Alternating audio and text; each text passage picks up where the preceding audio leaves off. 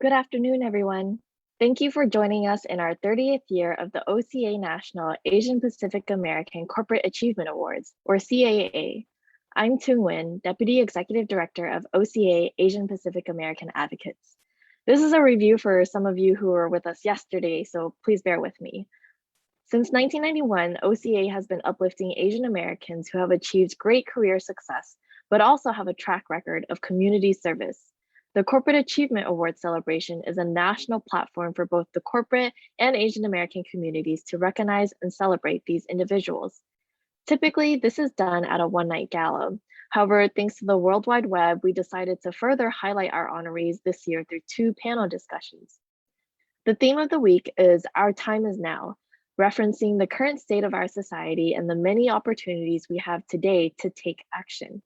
These actions may be different to each individual or institution, but regardless, we must not let this moment pass us without pushing the agenda on racial equity and access.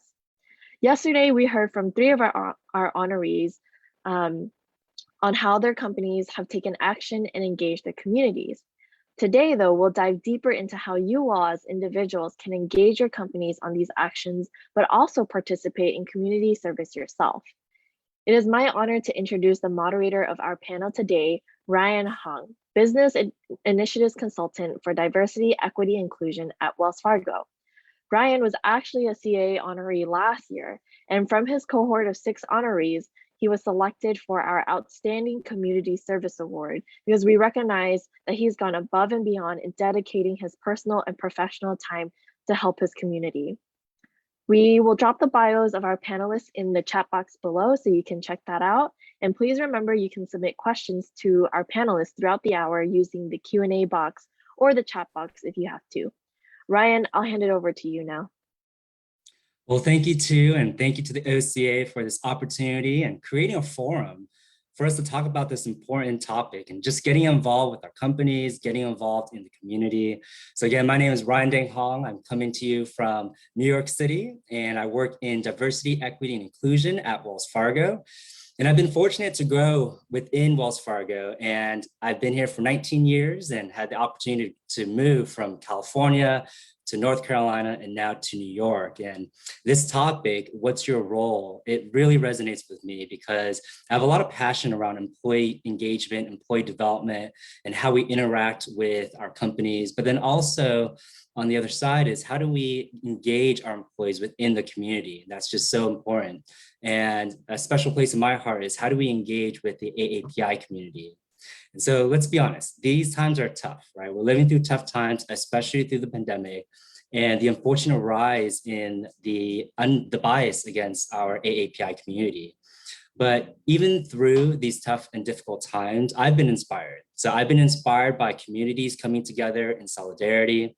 I've been inspired by the allyship that I've seen across all of our different friends and allies.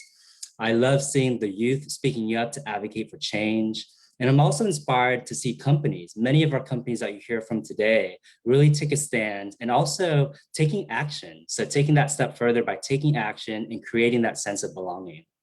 So I do truly believe that everyone has a role and does play an important part and important role in creating that change. And I want to share a quote that a colleague shared with me recently. It goes, "You don't make progress by standing on the sidelines. You make progress by implementing ideas." And I thought this quote was just so powerful. So, let's make progress together. Let's implement some of the ideas that we hear today from the panelists. And with that, let me introduce the panelists before we leap into our discussion. So we have David Lin, VP Public Affairs and Advocacy at IW Group in New York City. And prior to IW Group, he was a longtime veteran at AT&T, responsible for nurturing relationships with Asian American community-based organizations and involved with the Asian American Employee Resource Group, where he was the founding and past national president of Inspiration. Thanks, David, for being an inspiration for us all. I know you're also very heavily involved in the community, serving on various boards, such as the Japanese American Citizens League, and of course, OCA. We're also joined by Dr. Karen Ng, President and CEO of CSMI. And before becoming CEO of this engineering firm, Karen was a successful optometrist. And what's also wonderful is she uses her professional success to support and mentor girls, women, and minority business owners. And she also serves on the board of National ACE and APIA Votes. And we also have Arun Mukherjee, so Senior Manager and Associate Director for International Sourcing at Raytheon, responsible for formulating and deploying strategies to identify capable supply chain partners. He's an Employee Resource Group Leader at Raytheon Asian Pacific Association, or RAPA, and promoting and encouraging board participation and driving to develop the next generation of Asian Pacific leaders. Arun is also immersed in his community, supporting organizations like the Indian Association of North Texas and sponsoring STEM activities for students nationwide. So welcome panelists, and everyone please give them a warm virtual round of applause. Let's jump right in. And Arun, I'm gonna throw this first question to you.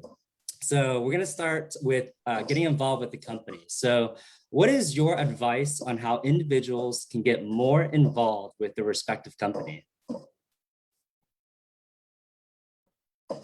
Sure. I've been with Raytheon now for about 20 years, roughly, and I have been involved with D&I initiatives during that time. So I still kind of remember the days back when I was a young engineer and I basically came out of college and I started at Raytheon, right? So totally different than 20 years later now, but I'm no longer the young guy, I guess, at the office. But from that standpoint, basically when I first started at Raytheon, it was all about meeting people and networking and so on and so forth. And I've always had a passion, right, for D&I. So I kind of reached out to the ERGs, right, the employee resource groups, right, that were at Raytheon at that time. And there was a group called Young Engineers and Scientists Network, right, which was one of our ERGs, which was for people that is less than 4 years of experience, right? So that was my first exposure to an ERG, and it was a great way to meet people, to make friends, to kind of go to some of these social activities. Sometimes go to basketball games. We went out, to dinner sometimes in a group and so on. So it was a great way to meet people in a new city, right? Straight coming out of college. Over time, I started learning more about the other ERGs, right? Based on YesNet, and then I started looking into, Ray-Ban and Ola, which was our Raytheon Black Engineers Network, our Hispanic network, and then eventually, our Asian network, which is where I'm today with RAPA, right? The Raytheon Asian Pacific Association. And basically, that was kind of a journey, right? So I first kind of started attending some events, you could say, and kind of understanding, hey, what does this ERG actually do? What do ERGs even contribute to the business, or how does this help, right? And I started doing like the Lunar New Year event. Then it was Asian Heritage Month in the month of May. Started participating in some of those events, and then eventually, I started interfacing with some of the folks, and they're like, hey, this is all pro bono work, right? And we're always looking for volunteers. Would you be interested in taking more of a leadership position, right? And back then, I mean, it was different, right? You're not married, no kids, you have less responsibilities. So I kind of got roped in, you could say, right? I got roped into it, and I started taking on a more of a leadership position, and kind of organizing events, right? That was my first. I was kind of like the cultural lead, you could say, right, for the ERG. That was my first role. And I started like organizing some of these events and coming up with new events and stuff, right, to help our employees within the ERG. And then that kind of transpired into more and more responsibility over time, right? So you start off as the cultural events lead, then you're the vice president, then you're the president, and now I'm the global VP, right, of all the Raytheon sites, basically for RAPA, right? So it's basically kind of a transition, and just like a job, right? You're taking on more responsibility, you're learning your ropes, and you start understanding how ERGs can actually help our employees. So that was my journey. I'm sure different people who have gone from company to company might have a little bit more of a diverse experience between ERGs and how they're different and so on. I've been within Raytheon, so there's been a lot of mergers and acquisitions and so on. So I've seen the culture. But overall, I feel it's been very beneficial, not just to my career, but also I feel it's been very beneficial in me being able to contribute, to the community in general through my corporation, right? Because I kind of now understand how all this meshes together, in the sense that how can Raytheon be a valuable contributor to the Asian Pacific community, across the country, and it helps us have that more focused approach. So that's kind of how I feel anyone can contribute, is to kind of seek these opportunities out and see where people need help, where you can contribute, I guess. And I do understand it's a lot of hours outside of work, so I'm very you could say very careful about that, right? But if you really want to contribute, I would think that's kind of the way to do it, is through the ERG network, and then expand into other D&I activities from there. Thank you, Arun. I think that's powerful stuff. But first, you're still young, so keep that in mind. You're still young.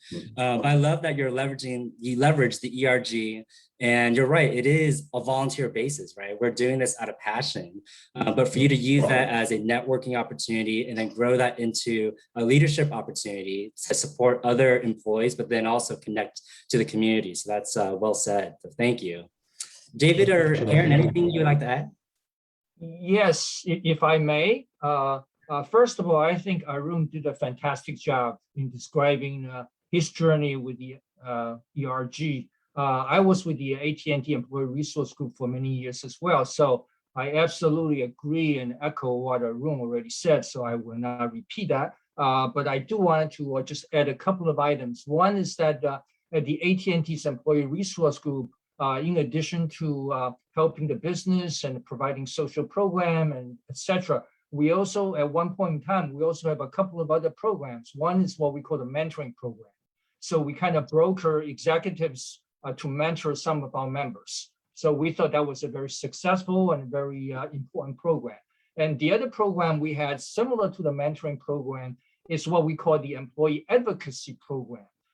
We look at some of our members, and for some of those, what we deem high potential, we sort of collect a list of people and share them with the AT&T executives, basically saying, here's a group of people we think are high potential. If you have any opportunities, would you be willing to consider them? So we really are proud of those type of programs that we did. And the other thing I'd like to add in terms of employee engagement or participating companies, opportunities, that many companies, many large companies also have a what we call the employee volunteerism program. I think Ryan, you mentioned about the employee engagement program at Wells Fargo earlier. So so the example I want to share is that at AT&T we have something called the AT&T Pioneers program. It's really providing community service for the local geographic area of the employee. And what's so important about this AT&T Pioneers program is that it actually started in 1911, so it's 110 years old.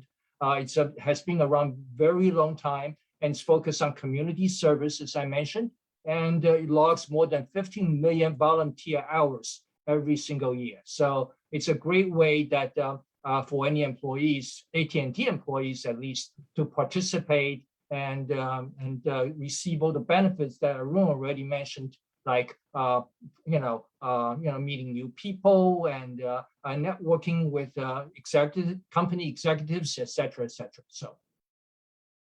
Love it. Great ads there, David. The mentorship program, the volunteer aspect too, how AT&T has their own, I think you said Pioneers program with volunteer and building that bridge. So great ads. Thank you. Karen, anything to add before we move on? Nope. Well, in that case, I'm going to throw this next question to you. I knew it. The next question is more about our community. So how can individuals get more integrated in their community, whether it's through the company or by themselves? Sure.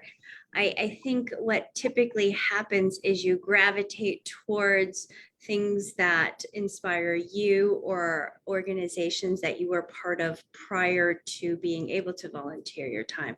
And my example is Girl Scouts. So when I first moved into the Chicago area and my job was kind of just getting more consistent, and I had a schedule, and my family was doing well, and I said, okay, now time to give back and volunteer. And I was tapping into what interested me, put it out into the world, and it just so happened the things that made me be successful or gave me opportunities were things that I was attracted to. So that's the Girl Scouts. And in fact, in the Asian American organization, my first board was OCA Chicago. So I got to know that network pretty well, and then moved into things like Chinatown. And then I figured out like a lot of people supported me as a minority owned and woman owned business. So then I wanted to help younger other businesses as well. So you kind of gravitate towards who you are and the passions that you have. And then when people find out that you do good work or you're accountable and you're committed, they keep asking you to do more things. And then it just keeps expanding that network for you and the opportunities. So I've had some really awesome opportunities from OCA locally in Chicago all the way to national ACE right now. So I think it's a good path with which to follow.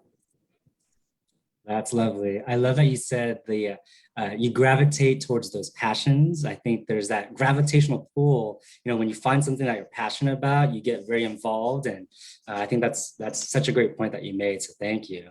And how wonderful about the Girl Scouts. That's so neat that you got involved with the Girl Scouts. Well, let's throw it to David. Sure. Thank you, Ryan. It's always a tough act to follow my good friend Karen, so I'll try my best. As Karen already said, we tend, and Ryan echoed that we tend to gravitate to the things we're interested in. So it's absolutely, and I'm sure everyone has a different story to tell, and everyone has a unique route, so to speak. So for me, let me talk about two different perspectives. One is the local community involvement. A few years back, quite a few years back, when both of my kids was still in the local public schools, and I got interested in some of the local educational policy issues. As probably all of you know, those education policy issues are sometimes a very big deal in the local districts. So I got interested, and I volunteered, in order to provide recommendation to the school board. So I volunteered to serve on one of the committees to address that single issue. And then just what Karen mentioned, and one thing led to another. So a year later, I actually ran and I was elected to serve on the school board. And from there, I got involved in a number of other local community organizations as well. So it sort of has this snowballing effect, so which is great. And in terms of my involvement with the Asian American community organizations, actually started about almost 20 years ago when I was still with AT&T. I was asked if I would be willing to serve as the AT&T's representative to interface and advocate for the Asian American community organization. So I jumped on that assignment because I really thought that was a once in a lifetime kind of opportunity, doing something for a major corporation while at the same time supporting the community in a very tangible way. So, and I like to say that I'm very proud that OCA was one of the very first organizations that I began working with. I attended my first BAC meeting and my first OCA National Convention in 2004, and I have been a member of the OCA family ever since. And to respond to the question, once again, I think I'll just generalize Ryan's question by saying that there are, it's something that you got to have the passion for, for the cause, for the organization. And so that's the first one. Second one is also kind of echoing Karen, because she already took everything out of my my script. Is the willingness to commit the time and energy and expertise so you can make a contribution towards the success of the organization. And also, as Karen said earlier, when you start to become a dependable, reliable person to deliver on what you're supposed to be doing, more responsibilities and more opportunity would just simply come over to your way. So the bottom line is that I believe this is really serious work that we do for the community, or for whether the Asian American community or for the local community that you're part of. But hopefully this is also fulfilling and rewarding work that makes you proud of your contributions at the end of the day. Well said, well said. Two things I want to highlight that both you and Karen touched on. The first thing, Karen said something about like put it out in the world, like talk about it, right? And then David, you shared about how one thing leads to another. And just recently for me, I was volunteering, putting meals together for our AAPI elders in New York City. And I was just talking to a colleague about this volunteer event, and she shared that there's another nonprofit that is doing similar great work. And she connected me to them. And so for me, like one thing led to another, me talking about it out in the world helped me connect to this other nonprofit that I will be volunteering at down the road. So definitely well said to both of you. Arun, anything to add on this topic of community? I mean, the only, first of all, I think both Karen and David kind of basically they summed it up, right? I mean, it's all about passion and really enjoying what you do, and then you know, contributing to the community.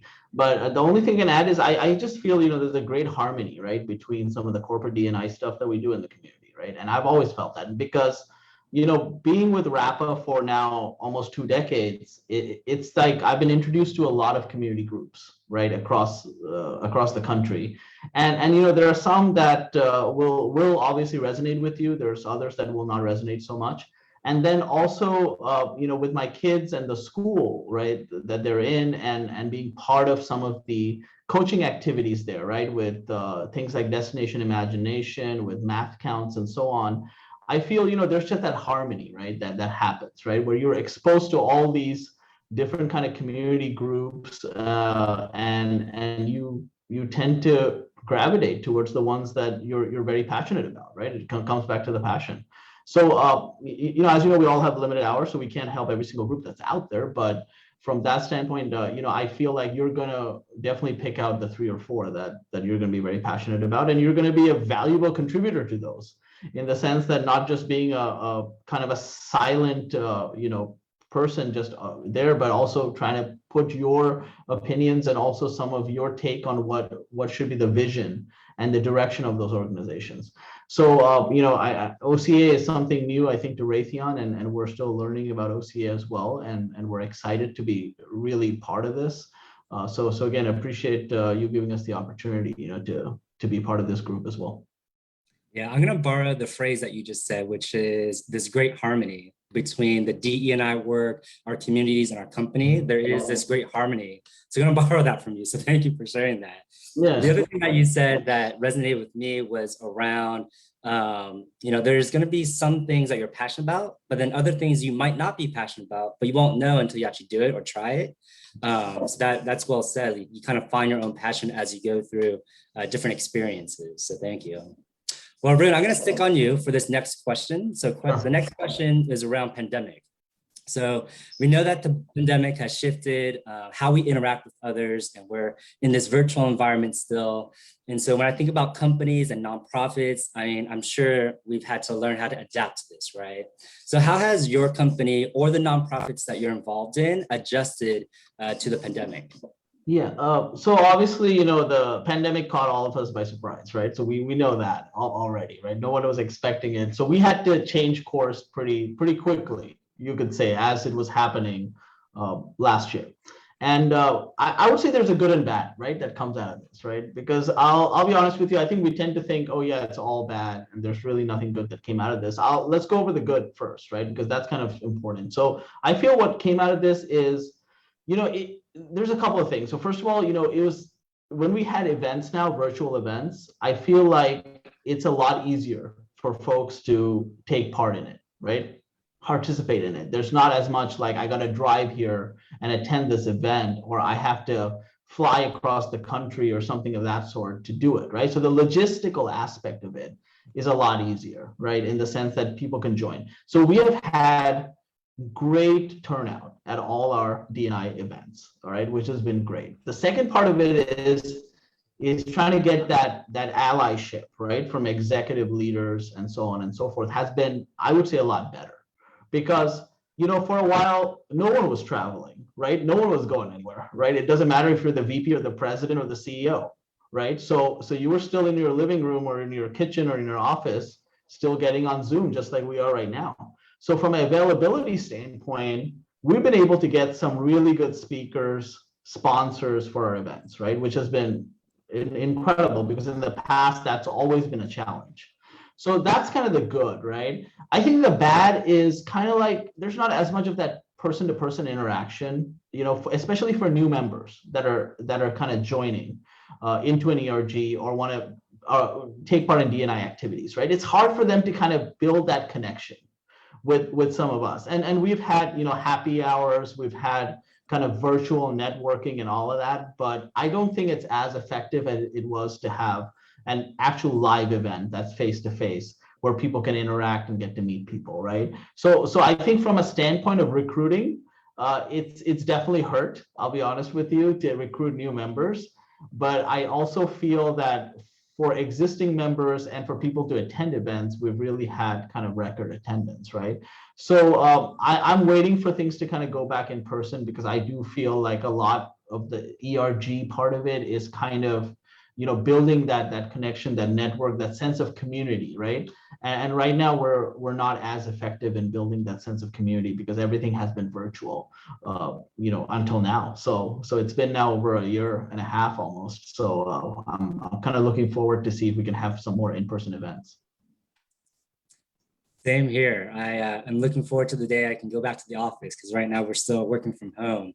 But you're great perspective with the good and the bad, and I love that aspect to it. So, at Wells Fargo, we've had to shift too, and one of the goods is the allyship, like you said, and all of our we call it ERNs, Employee Resource Networks at Wells Fargo. We've collaborated more together, so that was a huge positive because of the pandemic.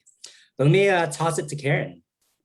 Sure. I think with National ACE, I think we became more cohesive just because we had things and issues we had to address straightforward. So the Asian hate, the CARES Act, and trying to help the small businesses, some of the mental things that were going on, that people were working from home in the corporate and they didn't know where they were going. So a lot of bigger support than you would than if we were in person. One of the things that I think I enjoyed was spending more time and focusing on people I wanted to get to know better. So I have this thing that I text all of our board members, and I don't have a regular schedule. It's when I think about you or think about something, I'll just text and say nothing of urgency. Just wanted to say hi. If you have time, let's jump on. Let's have a call or something like that. And I feel that when we've done that, or when I've done that, I just get to know someone better. And then I actually can pick through, and maybe there's something that interests them that I wouldn't have gotten if we were all in person during our board meetings, to say, oh, they would be perfect to speak on this panel that we're doing. Or, hey, did you know so-and-so likes this a lot, but we automatically put them on audit and finance because that's what they do on their job, but perhaps they're really good at this.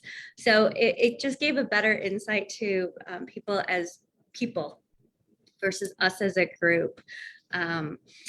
If you want to talk about engagement, one of the things that Chilling and I do at ACE is we have a set aside in our budget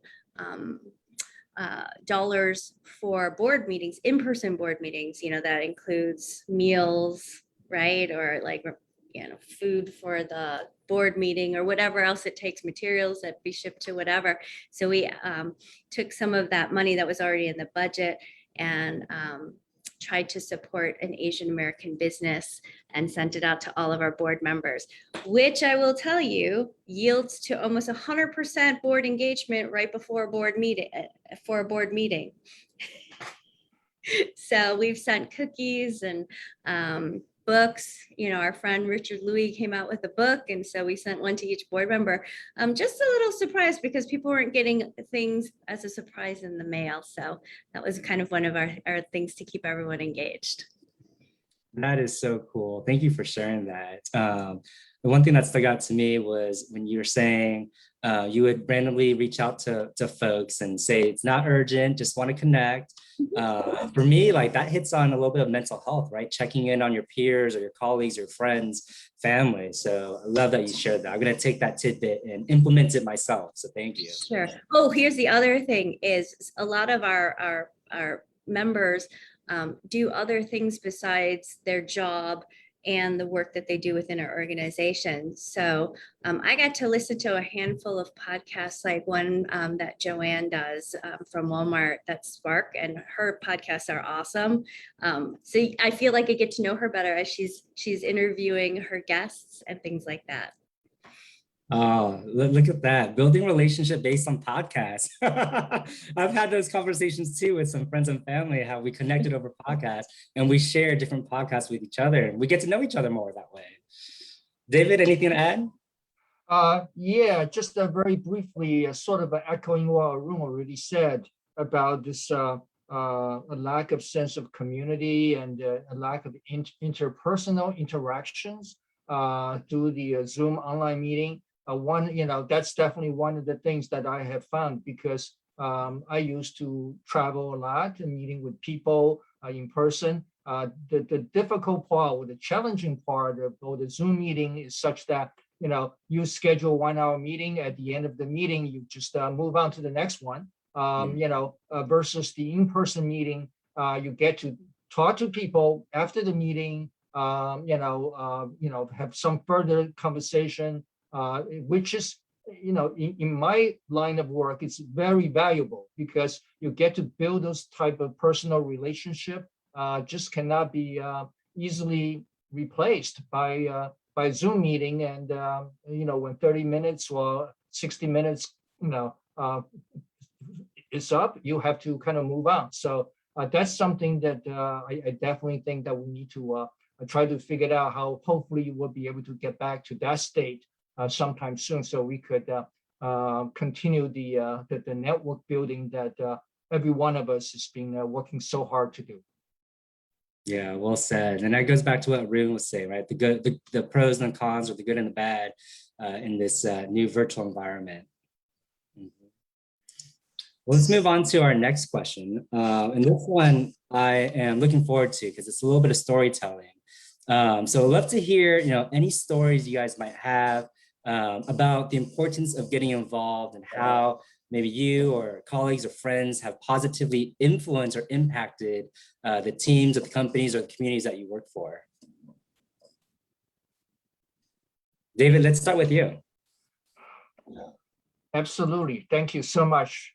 I wanted to share a story. Well, it's not a story. It's a true story. It's a true series of events. Is that what I like to share about is a recent example that, because one of the board that I serve is the OCA New Jersey chapter board. So the event is really around how OCA New Jersey supports the recent Census 2020 project that just took place last year. So we knew, I guess, starting around 2018, 2019, we knew the project was coming down, and we knew that we have to get involved and try to figure out what we could do, for our community. So we started some planning work, but we did not really start doing that, in earnest until about 2019. So a couple of people that I work with on the New Jersey chapter board, let me just give them a quick shout out. I'm not sure if they are on the Zoom call today. Virginia Ng, Christine Procino, and also the chapter president at that time was Laura Lee. So we put our heads together and try to figure out how we could do something, how we can educate members of our community to learn about Census 2020, and hopefully we get a good response rate from the members about chapter as well as the community. So in order to do that, we took advantage of a couple of Census 2020 training. And one is from the Asian American Federation in New York, a very recognized organization in New York City, and also there was trainings available from the state of New Jersey. So through those trainings, we were able to connect with the Census Bureau people. We were able to connect with the New Jersey Department of State people, and we connect with the Asian American Federation for sure. We also connect with one of our local county government, the Middlesex County. So we were able to build a pretty good, I would just say, a network of people that we can bring in to help us to educate our members. And so we start making a push about this Census 2020 messaging, starting with our Lunar New Year banquet in February of 2020. We kind of just warmed the door, so to speak, get our membership informed in terms of this is coming, and more information will be available. And we also prepared for a training session for our members and open to the community, of course, in March of 2020. And as all of us know, the lockdown came down in New Jersey around the middle of March. So we had to switch gear really fast.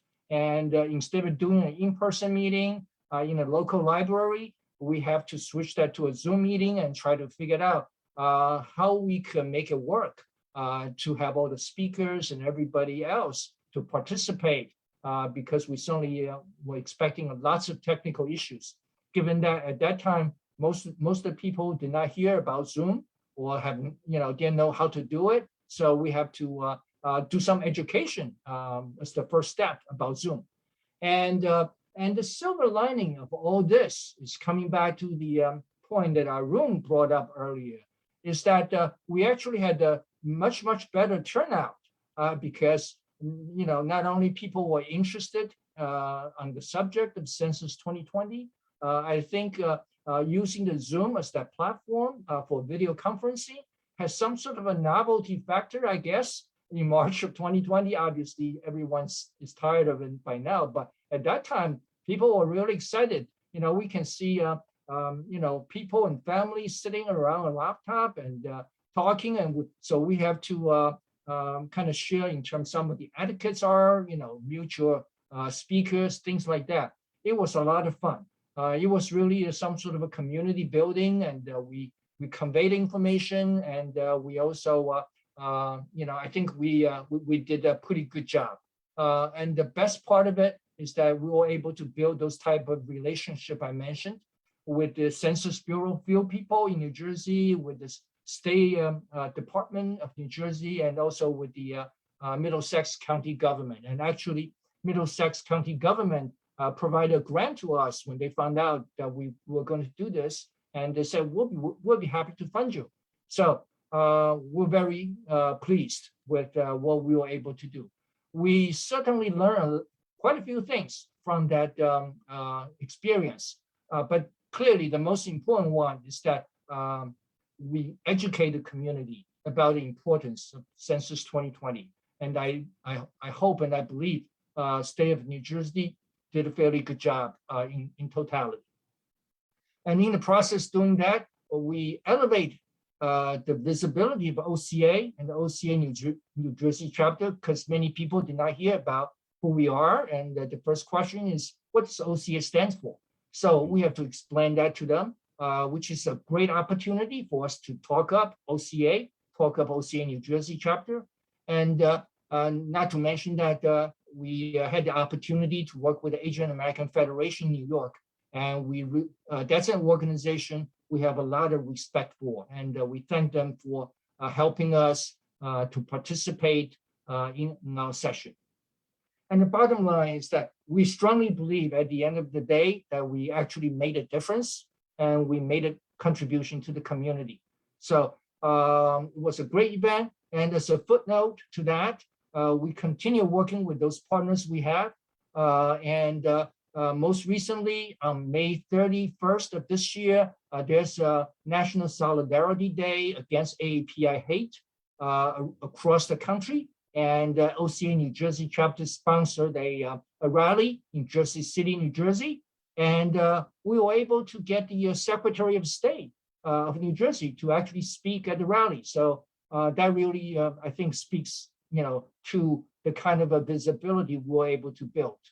So, lastly, let me just to respond to the question that Ryan posed about how I can keep the fire and the passion alive. So from the example I just shared with you, I think what keeps my passion alive is to continue supporting the community is simply the knowledge and the understanding that we did, we can, and we will make a difference to our community. By doing what we do every single day, we can empower our community so everyone can become a well-informed citizen capable of exercising their civic duties and be a very productive and responsible members of the community. As OCA's mission would say, to advance the social, political, and economic well-being of AAPIs. That is what keeps my passion alive and keeps me going, supporting OCA and supporting the community. Back to you, Ryan. Wow, dude, that so much to unpack there, so much to really be proud of, right? All the great work. And I'm going to use what Arun said, that great harmony that you're talking about, OCA and the Asian American Federation, the community and the companies coming together. And in your example with the Census 2020, like that was such an important time for us, especially as an AAPI community, to show up and be part of the census to help influence like the funding, the local and federal funding to the communities that really need it, such as our AAPI community. So wonderful job there, David. And just a quick comment about Zoom, right? And you're sharing how little did these people know about Zoom, and they did not know about Zoom fatigue, right? Zoom fatigue didn't exist then, but they probably know about Zoom fatigue now. Let me open it up to Karen or Arun. Anything to share around success stories that you've seen in servicing our communities? I can go.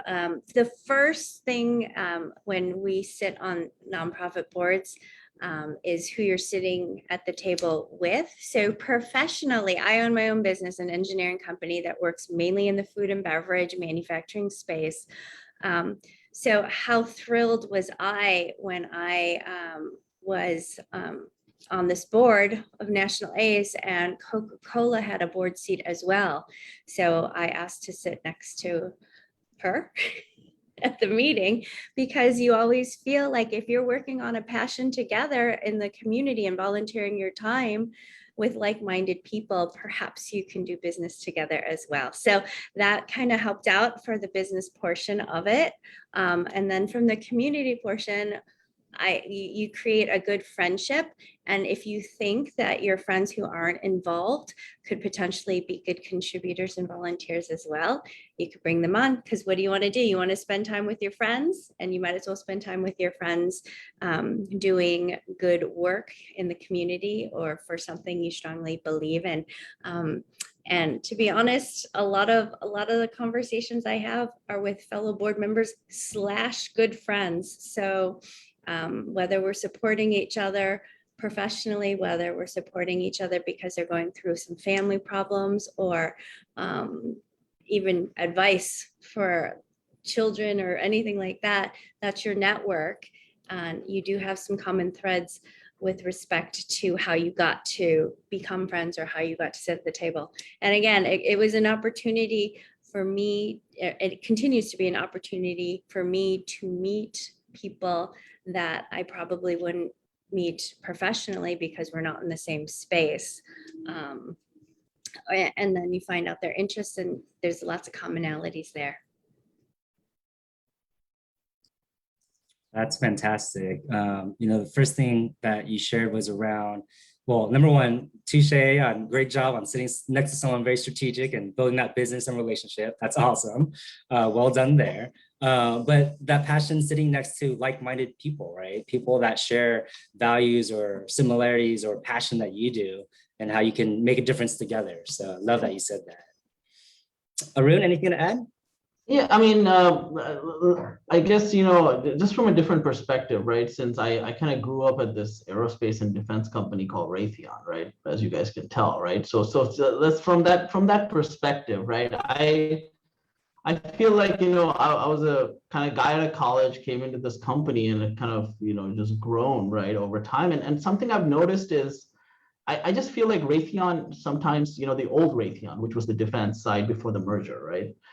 It sometimes doesn't represent kind of general society, you could say, from a standpoint of Asian percentage, right? You could say, because a big city like Dallas or something has grown a lot, and many Asians have moved into this area over time, and I feel like Raytheon has not necessarily had the same representation, you could say, of Asian employees as would be proportionate to the amount of people that have come into this area, that are Asian. So I mean, why is that important, right? Because I think that's important because sometimes, if you're a long-term employee at Raytheon, you might not be aware of some of the issues, right, that the Asian community is facing.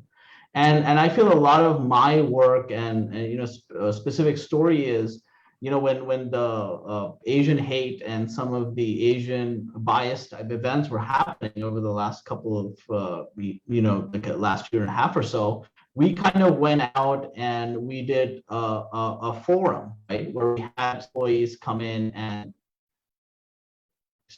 what they have faced, right, throughout their and it's kind of eye-opening to a lot of our executives that this was actually happening out there in society, and people were actually facing this kind of bias and discrimination out there. So from that standpoint, I feel it's been a great educational experience for me to educate some of our folks within our company about some of the issues that are being faced by Asian Americans in general. I think we lost Arun, but I do want to highlight something that you said, which is around the educational piece. And Arun, you came back. Yeah, I'm sorry. I think we might have had a little bit of an internet glitch there, but yeah, from that standpoint, I think what that's done is it's helped us kind of say, there's a leadership gap within Raytheon for Asian employees versus non-Asian employees. And we have been able to establish like a leadership development program that we're going to start next year that is going to be more Raytheon specific and Raytheon centric on some of the maybe skill sets or gaps that Asian employees might be facing that might be inhibiting their growth, right, into leadership. So I think, and that's being widely sponsored, right, by our company and being supported. And it's the first of its kind. And I can assure you, the Asian ERG has been around for many, many years, right, at this company. So we're finally getting around to that. So again, it's better late than never. So I think from that standpoint, I feel like the aerospace and defense industry is starting to wake up as we have more representation from Asians across this field. And I think it's only going to get better from here on, with some of the people getting the necessary security clearances and things of that sort and getting into this field, that we will need that voice, as well. So I think that's my 2 cents on how some of my personal experiences have definitely helped at least raise awareness and then get some things that are pretty tangible across Raytheon to help Asian employees. That's fantastic. I love that you shared about sounds like a professional development program for the AAPI employees at Raytheon, and just having that platform to build skill or to create more awareness. And then the first thing you said that stuck with me was around education. And I feel like, especially with this past 18 months, the need to continue educating ourselves, to empower ourselves, but to empower others through stories, right? Especially with Stop Asian Hate and hearing the different stories from people that have been affected, us that have been affected, and how our stories were not heard, but are now being heard. So I love that you shared that. Thank you, Ruth. Well, team, we've gone through a lot of questions, and we now are going to switch over to some Q&A. And I have seen so many questions come into the Q&A, so I'm going to try to go through as many as I can. So there's some great questions in here. So the first question here is around ERGs. And so maybe Arun, you can kick this off. But what advice do you have for starting an Asian ERG or growing one? Sure.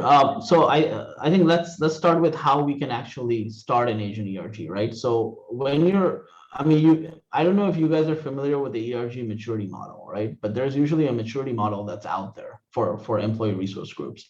And what I mean by that is when you start out, you're probably at a lower maturity level in the sense that you are focused more around cultural awareness, trying to get people together and get people to understand the Asian culture, right? So it would be more around social events, networking, things of that sort, right?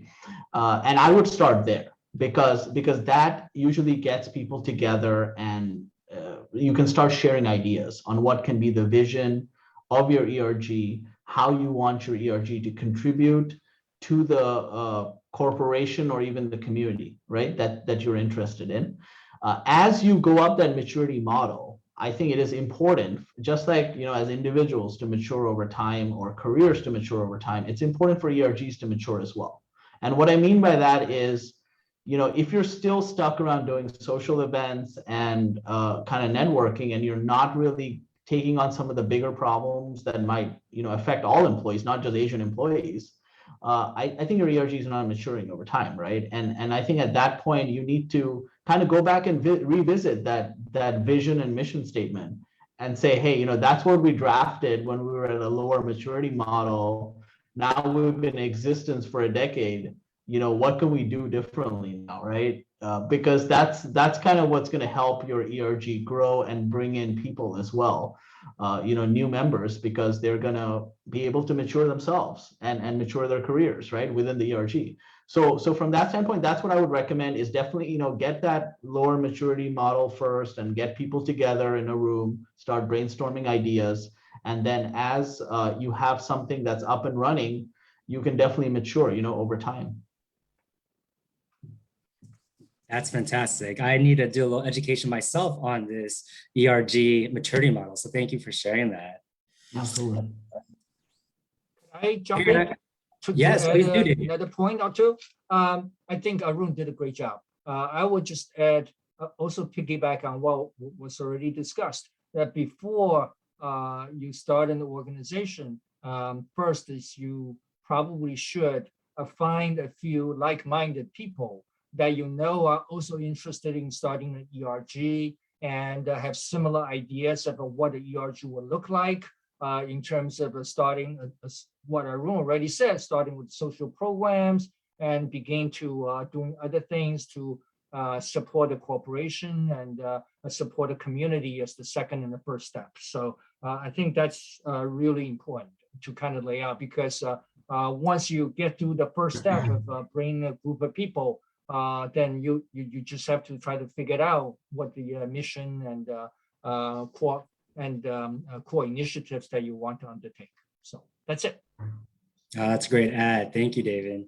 It goes back to what Karen was saying around surrounding yourself with like-minded people. So well said. Well, speaking of Karen, I'm going to throw this next one to you. So this one's around community, like board membership, joining a board. So what are some critical elements you would suggest before considering joining a board?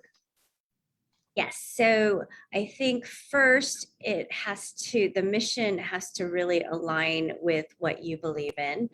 I think you need to evaluate your time and your calendar. And I take a look at this every 6 months just to make sure I have enough bandwidth, because when you do get involved, you can kind of go down this tunnel of like, this is all you're doing. And then if you're spending hours doing one thing, it's taking time away from something else. So you have to always continue to prioritize and make sure that it fits within your schedule. I have an example that when there was a board that I was on that I loved being part of, but their meetings were at 8 a.m. in the city and I live in the suburbs, so it takes at least an hour to get there. And at the time, my daughter loved walking to the bus stop with me. And so every time I would go to a board meeting, I missed that opportunity. And I realized as I'm sitting in the board meeting that I would have preferred to do that. So it wasn't that I wasn't passionate about the organization or the work that we were doing. It was just my priority was I knew that one day, like now, that my daughter does not want to be anywhere near me all the time. So take this opportunity to put those priority and that balance in front of you. And I think that's a lot of times what happens. And then my other thing too is, not that I want anybody to be flippant about you get on a board, because people invest a lot of time vetting you and discussing with you. But there are times that you are doing something and you're not enjoying it, or there's too much drama, or it's not there. The people that you're interacting with are not at the same place that you are at, stage in life, business cycle in life, those types of things. And you're not getting inspired and empowered and things like that. So, you know, you could always decline from pursuing and moving forward with that board. And I think that that's really important for your mental health, but for your time balance. And then you don't want to start being that complainer or a whiner when you're there, and then you don't want to be there. Well said. Prioritizing your bandwidth, making sure it fits in your schedule.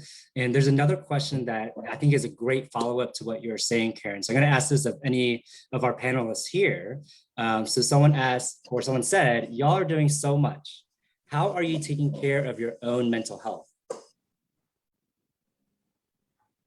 I can try to answer that. So I think, you know, yes, there's a lot on the plate, right, with your day job and some of these things, and then some of the you know, the anti-Asian hate that we talked about, and having forums around it and so on. So I think some of the things that I try to do is, you know, I try to compartmentalize maybe a little bit when I'm, you know, having my personal time. And not really, you know, think about some of the things that I'm doing for the community or for work or my corporation, right? At that time, I know that's difficult at times because it bleeds over, and I feel like, you know, things like meditation, you know, some people do yoga, but some of those activities, right? I know it sounds cliche, but it really helps, right? And I won't say I was a believer in some of these things when the whole thing first started with using Zoom and the pandemic and the virtual and all that. I thought, hey, we can just keep doing this forever, right? Jump from meeting to meeting, like you said, Ryan, you know, and there's like no real break, right, in between. But yeah, it does get to you, and there is Zoom fatigue, and you know, it's very important that we take that time for ourselves as well. And I feel that if we do that effectively, and it could be anything, right? Some people enjoy jogging, some people enjoy rowing, some people enjoy playing basketball, whatever it is, right? Go and take that other passion, right, of yours and spend some time on it, right? Because I'm sure all of us have that other passion, right, that we want to do. So that's how I try to, you know, control my mental health, is that I try to do things that I'm passionate about, and sometimes those don't have to be related to my job or basically serving the community. So that other passion, you know, as well, which we have not discussed here. I have, you know, certain personal passions as well that I enjoy. So I hope everyone has that as well, and that should help with their mental health. That's well said.